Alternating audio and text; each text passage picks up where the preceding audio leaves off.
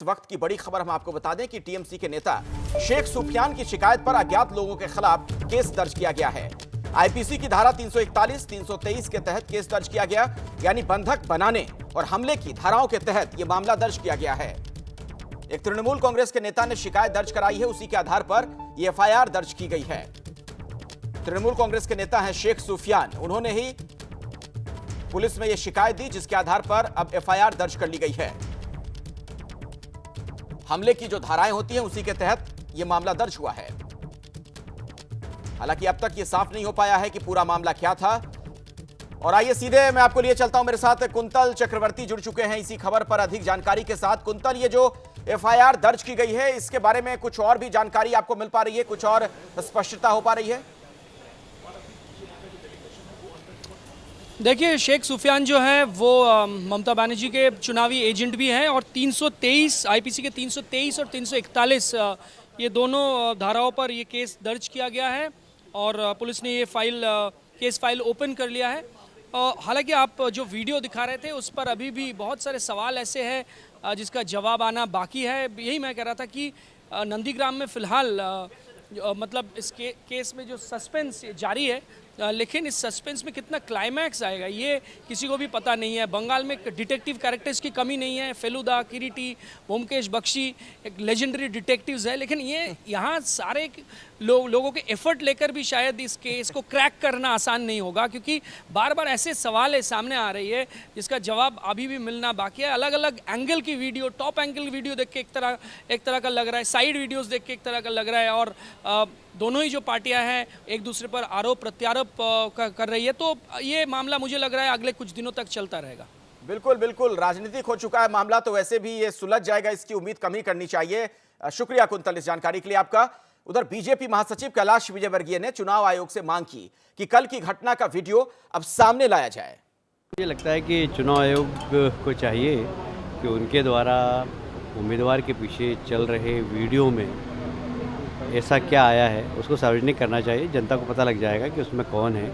और एक आश्चर्य की बात है कि ममता जी के साथ इतना पुलिस का लवाजमा चलता है और 4 लोग आए और घटना करके चले गए, तो बहुत दुख की बात है। पर मैं उनके लंबी आयु की कामना करता हूँ, जल्दी स्वस्थ होने की कामना करता हूँ। दरअसल कल से ही बीजेपी इसे नौटंकी करार दे रही है कि जो कुछ किया गया सब नाटक है। उधर बंगाल कांग्रेस के अध्यक्ष अधीर रंजन चौधरी ने एक बार फिर से ममता बनर्जी पर निशाना साधा। अधीर रंजन से बात की है एबीपी न्यूज संवाददाता आशीष कुमार सिंह ने। साथ अधीर रंजन चौधरी जी हैं, पश्चिम बंगाल कांग्रेस के अध्यक्ष, जिन्होंने कल कहा था कि उनको ये सब कुछ नाटक लगता है। क्या दादा आप अभी भी नाटक लगता है? कोई व्यक्ति को पैर पे चोट लग ही सकते हैं, घर पे चलने में लगते हैं, गिरने में लगते हैं, हर वक्त ये संभावना रहते हैं जब तक हम चलते हैं घूमते हैं। तो अचानक उनके साथ जितने पुलिस वालों थे वो कहाँ थे, मेरा सवाल ये है। बंगाल के पुलिस मंत्री है ममता बनर्जी, मुख्यमंत्री भी है, जहाँ वो अभी चुनाव लड़ती है सारे जगह सीसीटीवी में छाए हुए हैं, सीसीटीवी में छाए हुए हैं, दिखाए कहाँ कुछ क्या हुआ। और इसमें ये साबित कर दी है कि उनकी स्थिति बंगाल में नाजुक होते जा रहे हैं। खासकर नंदीग्राम में उनको स्थिति दिन पे दिन, मुझे लगता है उनकी ये चलन देखकर ये पखंडी करने का कोई जरूरत नहीं तो थे। प्लास्टर लगी तस्वीरें आपने देखी होगी। प्लास्टर भी हर लोगों को होता है, जहाँ चोट लगता है पैर में प्लास्टर स्वाभाविक है। तो ये प्लास्टर की मतलब ये तो नहीं कि उनको किसी ने मारने का कोशिश किया। अगर मारने का कोशिश की तो उनके पुलिस वालों क्या कर रही थी? वो तो पुलिस की सुरक्षा की घेराव में रहते हैं। सुरक्षा की घेरे में रहने वाले बंगाल के मुख्यमंत्री और पुलिस मंत्री पे अगर इस तरीके की हमला हो, उन्हें हॉस्पिटल दर्ज होना पड़ी, तो बंगाल के आम लोगों को किस ढंग से मुसीबत का सामना करना पड़ता, ये भी तो उनको ही बोलना पड़ेगा। बीजेपी वाले पुलिस वालों की, पुलिस मंत्री की खुद ये फेल्योर है।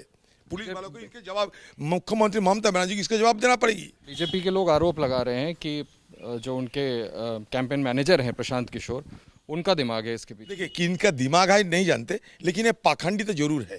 वो भावना को आकर्षित करना चाहते हैं, आम लोगों की दया माया को आकर्षित करना चाहते हैं कि उनके लोग दुख व्यक्त करे, आ करे, ईश करे कि हाँ एक महिला पे इतना हमला हुआ, चलो सब वोट इनकी ही डाल दो। और आइए इस खबर पर अधिक जानकारी के लिए सीधे मैं आपको लिए चलता हूं। मेरे साथ पंकज झा, मेरे वरिष्ठ सहयोगी जुड़ चुके हैं, जो कि नंदीग्राम में उस दौरान मौजूद भी थे जब ये घटना घटी है। आदर्श के पास भी मैं आपको लिए चलूंगा, लेकिन पहले पंकज आप ही के पास आना चाहूंगा और जरा ये बताइए, क्या कुछ और चीजें स्पष्ट हो पाई हैं कि आखिर क्या था ये मामला? चोट लगी ममता बनर्जी को या हमला?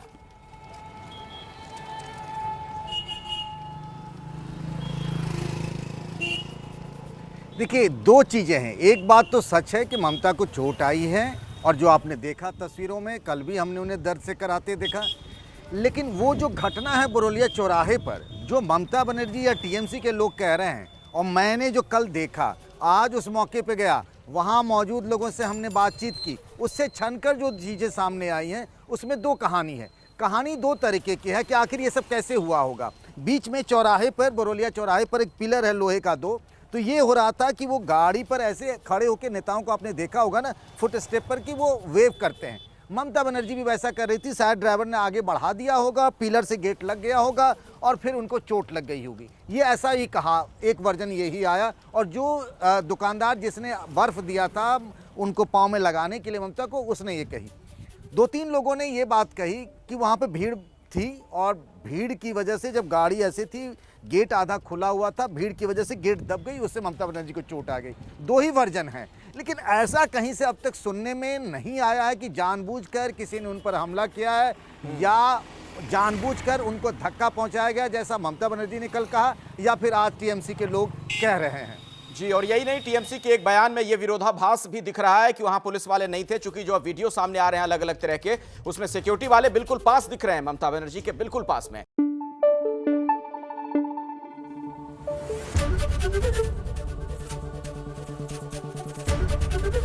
एबीपी न्यूज आपको रखे आगे।